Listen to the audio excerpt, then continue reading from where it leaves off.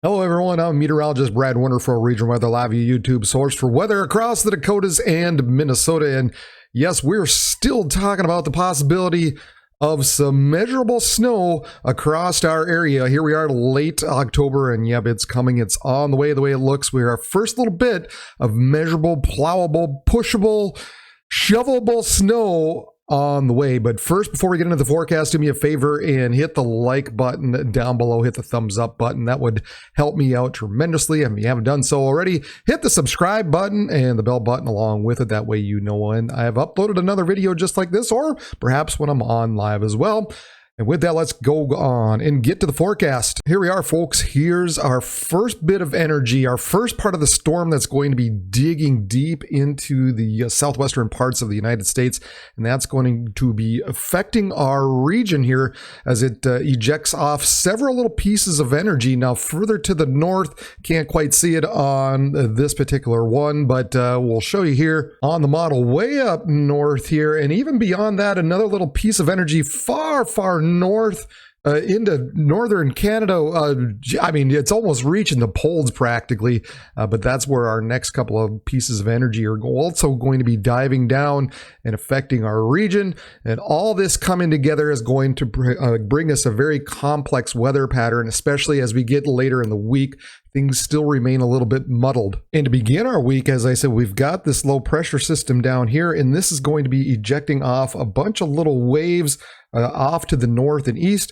We've got other disturbances further to the north that are going to be dipping down and bringing pieces of energy across the north and into the Dakotas as well. And all this interacting with our area in different various times in different ways. And so on Monday, we're going to have this first piece of energy that's going to be ejecting out of the mountains here. And it's going to be drawing up plenty of moisture further to the north, drying up some higher dew points into southern Minnesota eventually. May bring a few showers into far eastern parts of Minnesota on Monday. But the main thing going for Monday, especially as we get a little bit later in the day, is going to be the rain showers, mainly across northern North Dakota, western parts of North Dakota as well. Now, if you look at these lines here, these dash lines, they're thickness lines, and the smaller the numbers get, the colder the temperatures are.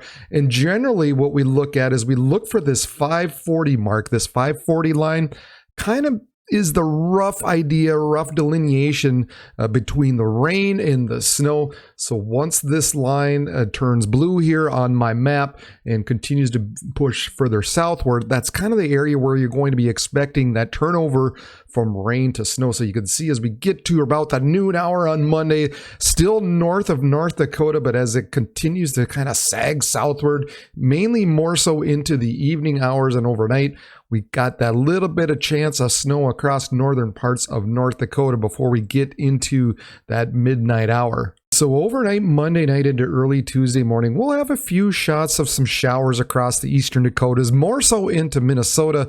We do have this big chunk of energy that right now looks like most of it's going to stay into Canada with this first little piece that breaks off further to the north. But don't be surprised if a few of you in the far, far northern areas going into Tuesday morning get a little bit of snow out of this little system that rides off to the north. Now, as you get into Tuesday afternoon, guys, look at this. Look at these dew points that begin to build up across southern parts of Minnesota. We could be seeing low 60s in the far, far southeastern part of our viewing area, far southeastern parts of Minnesota. And so we're going to have this warm frontal boundary that stretches off to the north and east like this.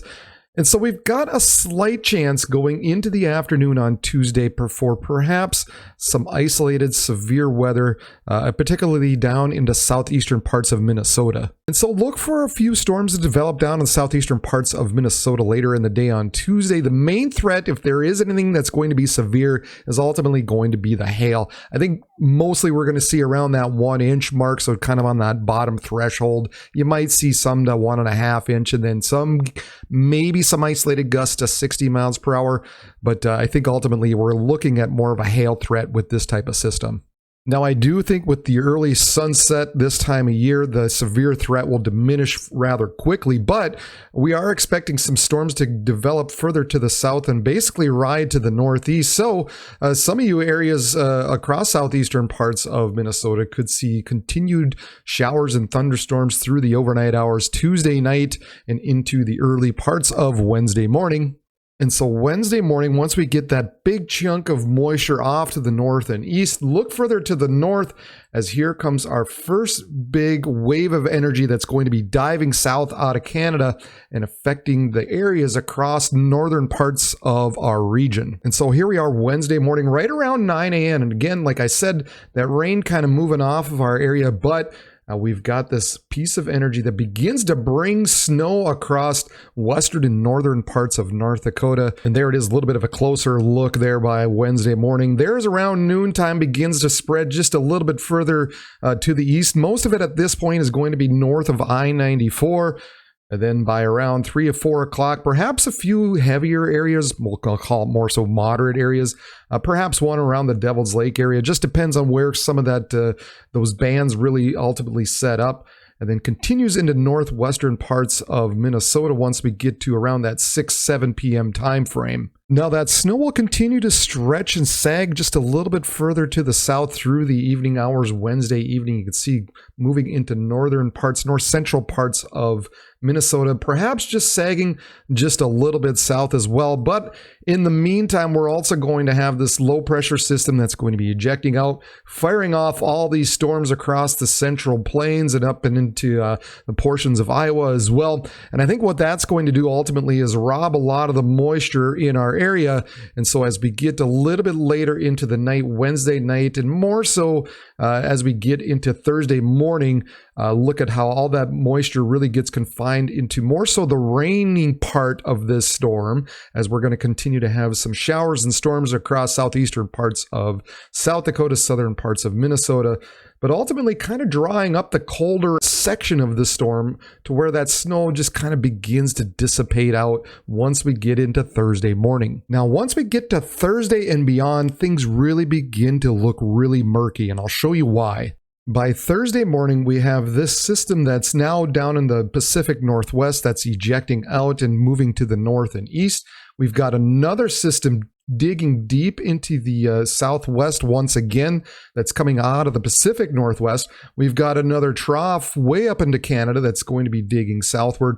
All of this is going to be interacting with our area, and the models really are having a hard time determining how each of these little pieces of energy are going to interact with each other. And so the models are really having a hard time agreeing as to what's going to happen on the back half of this week. And so once again, just to kind of give you an idea, like I like to do, show you 3 different models here. This is Thursday evening, and the American model has plenty of rain just moving off of our area. Snow just beginning to move into the western parts of the Dakotas.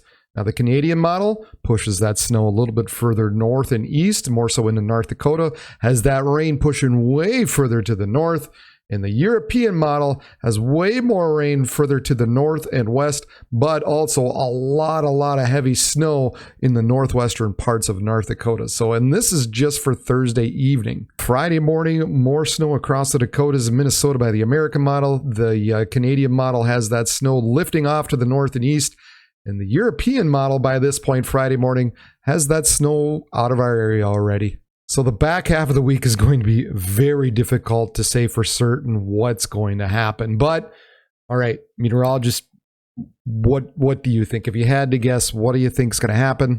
Well, in a case like this, I always kind of tend to go a little bit with the intermediate model, the one in between everything of it all. And that at that point looks to be the more so the Canadian model. And as we get into Thursday evening and into the overnight hours, you can see how that snow basically moves off to the north and east through the overnight hours Thursday night and into Friday morning. And ultimately, by the time we get into Friday afternoon, most of that snow is moved off to the north and east. So as you can see, various waves of energy coming through at different times, interacting in a different way.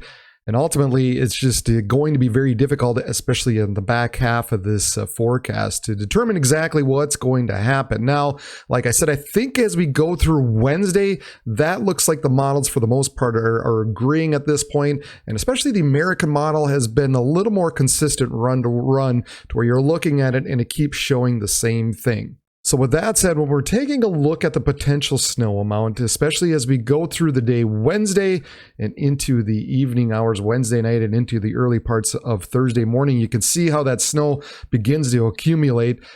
And look at this, folks. Remember my last video where I said the best potential for snow was going to be? I said right in through here's our best chance, perhaps sneaking down a little bit into northwestern parts of South Dakota. Well, look at here. Look at what we got. That's our best chance for snow, especially through Wednesday. And we're looking like, for the most part, our best chance, our most significant snowfall is going to be kind of west central, northwestern parts of North Dakota. Now, I'll kind of narrow this down a little bit more, and I'll put out graphics by Monday just so you can get a feel for exactly what I'm thinking when it comes to snowfall amounts. But this is just one model and what it's predicting. At this point, you can see anywhere from 2 to 4 inches generally.